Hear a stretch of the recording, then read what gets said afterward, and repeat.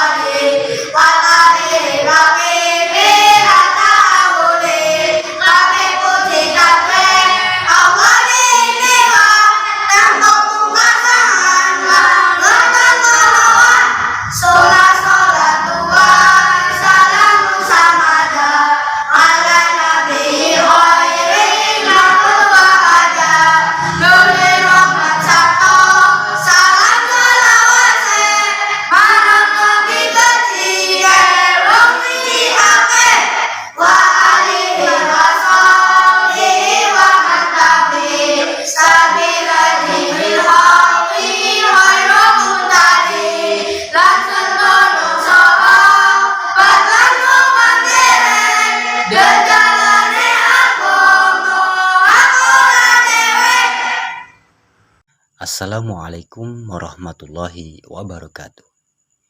Ilmu Tauhid merupakan salah satu pelajaran wajib di lembaga pendidikan Islam seperti pesantren, madrasah diniyah, ataupun TPQ serta lembaga lainnya.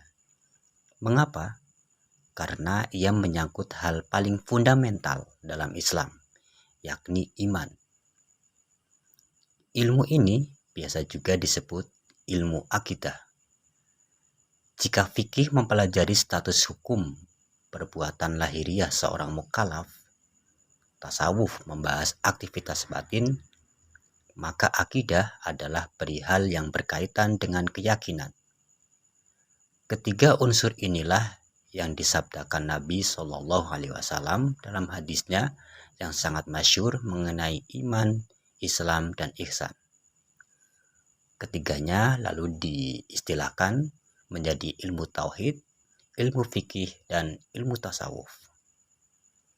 Ketiga ilmu tersebut sangat penting untuk dipelajari, terutama ilmu tauhid yang menyangkut keyakinan kepada Allah Subhanahu wa Ta'ala. Ringkasnya, bagaimana ibadah kita ingin diterima di sisi Allah Subhanahu wa Ta'ala, sedangkan keyakinan kepadanya pun masih salah, atau bahkan tidak meyakini bahwa Allah adalah Tuhan yang menciptakan dirinya. Hukum mempelajari ilmu tauhid adalah fardhu ain. wajib bagi setiap mukallaf untuk mengetahui akidah yang benar beserta dalilnya, walaupun secara global saja. Adapun dalilnya secara rinci, hukumnya adalah fardu kifayah. Imam An-Nawawi memasukkan perihal sehatnya keyakinan ke dalam 4 pilar dalam agama Islam yang terkumpul dalam satu bait, yang artinya beberapa perkara bagi agama itu benarnya tujuan, menepati janji, meninggalkan yang dilarang, begitu juga sehatnya keyakinan. Salah satu kitab dari banyak kitab yang mempelajari tentang ilmu tauhid atau akidah adalah kitab Aqidatul Awam atau Mandumah Aqidatul Awam. Kitab Aqidatul Awam dikarang oleh Imam Al-Alamah Ahmad bin Muhammad Ramadan bin Mansur Al-Maki Al-Marzuki Al-Maliki Al-Husaini Al-Hasani, salah seorang mufti mazhab Maliki di Mekah. Syekh Ahmad Marzuki lahir di Mesir pada tahun 1205 Hijriah. Beliau menuntut ilmu di Mekah, kemudian menjadi pengajar di Masjidil Haram dan diangkat menjadi mufti dalam mazhab Maliki. Syekh Ahmad Al-Marzuki terkenal dengan kezuhudan dan ketakwaannya, serta karangan-karangannya yang sangat bermanfaat. Di antara guru-gurunya adalah Syekh Ibrahim Al-Abidi. Kepadanya beliau mempelajari Qiraah Al-Asyarah. Dan murid-muridnya yang masyhur diantaranya adalah Sayyid Ahmad Zaini Dahlan, Syekh Ahmad Rifai, dan Syekh Ahmad Dahman. Proses disusunnya kitab Aqidatul Awam ini sangat menarik. Kisah ini banyak diceritakan ketika mengaji Aqidatul Awam di pesantren dan dapat ditemukan dalam kitab-kitab syarahnya. Salah satu syarah yang memuat kisah ini adalah kitab Jala'ul Afham Syarh Aqidatul Awam karya Kiai Haji M. Ihya Ulumuddin. Dikisahkan Syekh Ahmad Al-Marzuki dalam mimpinya melihat Rasulullah SAW dan para sahabat berdiri mengelilingnya. Rasulullah SAW kemudian berkata, "Bacalah sebuah madumah ilmu tauhid, yang mana siapapun yang menghafalnya, maka ia akan masuk surga dan mendapatkan sesuatu yang ingin dicapainya berupa segala kebaikan yang sesuai dengan Al-Quran dan hadis." Kemudian Syekh Ahmad Al-Marzuki bertanya, "Syair apa itu wahai Rasulullah?" Para sahabat pun berkata, "Dengarkanlah apa yang dikatakan oleh Rasulullah SAW."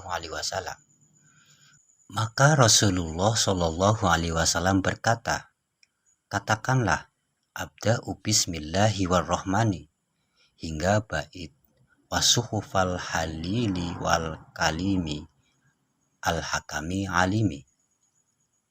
Maka Syekh Ahmad Al-Marzuki mengikuti bait yang diucapkan Rasul seraya Rasulullah mendengarkannya, yaitu bait abda'u bismillahirrahmani hingga wasuhuful halili wal kalimi fiha kalamul hakami alimi. Maka Syekh Ahmad Al-Marzuki bangun dari tidurnya. Beliau pun membaca kembali mandumah yang didapatkannya dalam mimpi. Spontan beliau utuh menghafalnya dari awal bait hingga akhir.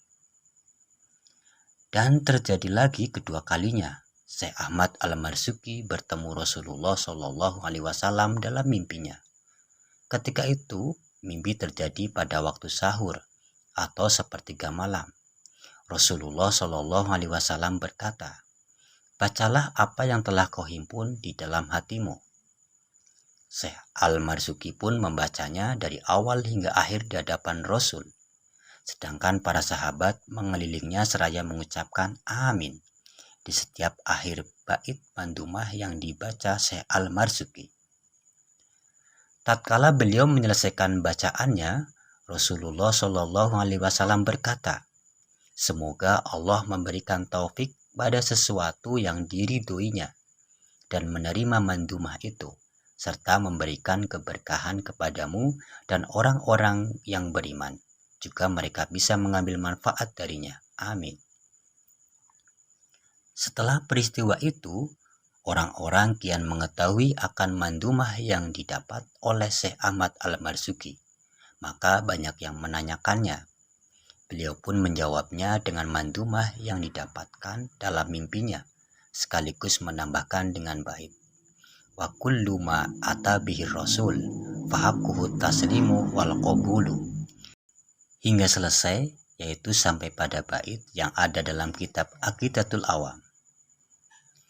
Mandumah Aqidatul Awam memuat 57 bait, dimulai dengan pujian kepada Allah dan Rasulullah, serta para sahabat dan keluarga Nabi.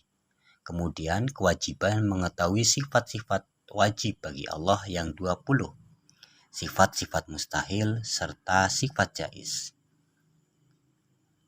Setelah itu disebutkan sifat-sifat wajib, mustahil, dan jaiz bagi para rasul dan nama-nama 25 nabi. Kemudian sifat malaikat secara umum dan nama-nama malaikat yang 10. Nama-nama kitab yang 4. Kewajiban menerima setiap apa yang disampaikan Rasul. Iman kepada hari kiamat. Setelah itu nama-nama keluarga Nabi, Isra Miraj, dan kewajiban sholat, kemudian penutup.